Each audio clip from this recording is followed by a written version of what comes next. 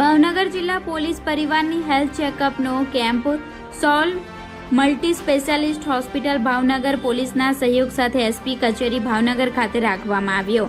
ભાવનગર જિલ્લા પોલીસ પરિવારના health checkup free નિદાન કેમ્પ એસપી કચેરી ખાતે રાખવામાં આવ્યો।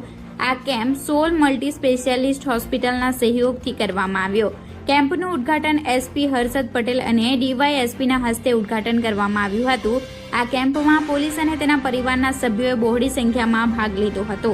Reporter Anwar Laxmidhar, Gujarat crime news, Bhavnagar.